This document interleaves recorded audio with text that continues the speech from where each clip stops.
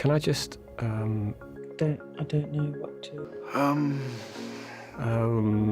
I think... I don't know what to say, I'm sorry.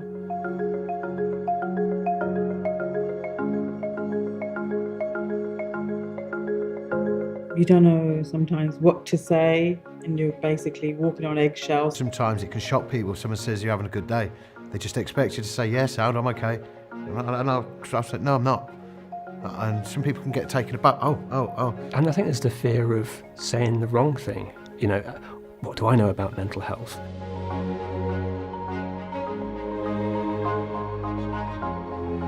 I was diagnosed with anorexia nervosa, body dysmorphic disorder, and obsessive compulsive disorder back in 2013.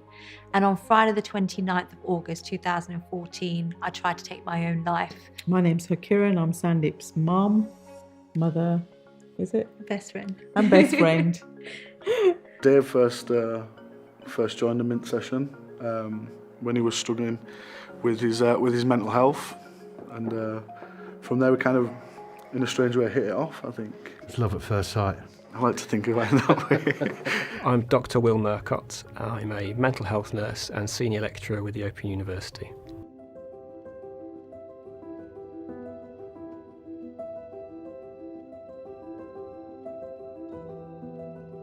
For me, listening is at the top of the list. I think that's the first and most important step.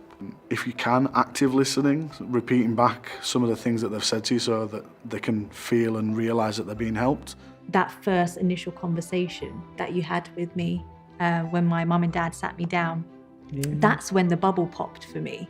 That's when I thought at that very moment that someone's noticing how I'm feeling. Someone is noticing and having an oversight of my pain, just asking how you are. It was so crucial and so important to me at that moment. Ask twice, are you okay? Yeah, I'm all right. But no, are you really okay?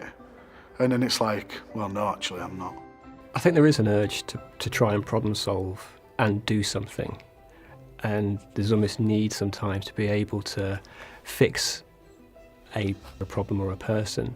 And sometimes that's not the right thing to do in that situation. People aren't necessarily looking for answers. People want to be heard.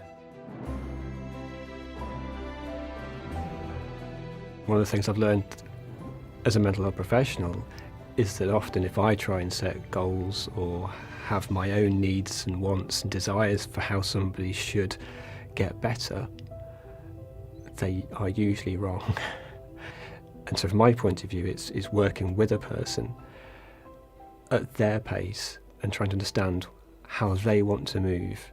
You can suggest go to see your GP, you can suggest support groups, you can suggest people taking an activity, you can go and join in that activity with them, so they're not feeling alone with that. One size does not fit all. You've had a really great idea, didn't you? The family trusted circle. So what we do, we go out the family environment and go to a coffee shop or just sit there, all four of us, actually doing our pos and negs. What's been your positive for the whole month? What's been your negative for the whole month? We spend a lot of time insulting each other.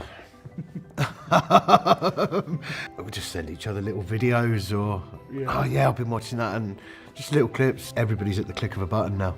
You're in my pocket. Yeah. If they're really struggling and at breaking point, emergency phone lines out there. And Samaritans as well. They need to know that there is someone. There is support out there.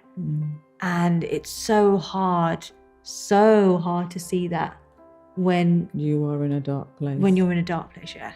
One of the scary things is that kind of pressure of what do I do if? Because it can be nothing more scary than having somebody talk to you about ending their life, harming themselves in some way. Really, the person needs to know as well at what point you will find something acceptable or unacceptable, and then have to do something or involve somebody else. I always try and get that conversation done as soon as I can, to say, look, I will never breach your confidence, but if there are things that worry me, then I may have to do something about that. And again, that's absolutely okay. because the person will thank you for it afterwards. Let people know that I'm here and we're going to do this together. So if that means, right, me and you, we're going to make an appointment at the GP, we'll go together and we'll do this together. And it's about being in the mud together. You have to keep your own emotional batteries charged up, because when they're drained out, you can't help anybody else and you struggle to function, let alone just trying to look after yourself. The plane and the oxygen mask, put your oxygen mask on first. Self-care is the number one priority, I think. So I don't think you can actually fail, and that's something that I would really push to everyone who's helping someone with mental health struggles, is you haven't failed, you cannot fail, but you can do something. Trust your instincts, be yourself. The right thing was probably what you first felt, and that could have been sitting and listening, just nodding, or it could have been responding, tell me more about that. So not to over-worry, not to overthink, but there is support out there, and there are people that will listen to you and give you advice and guidance. And it's important to talk. Oh my God, it's so important to talk. Very important to talk. We had most chats with love you, man. You know, it's good to have someone like Josh in my life. It makes my life better. Vice versa.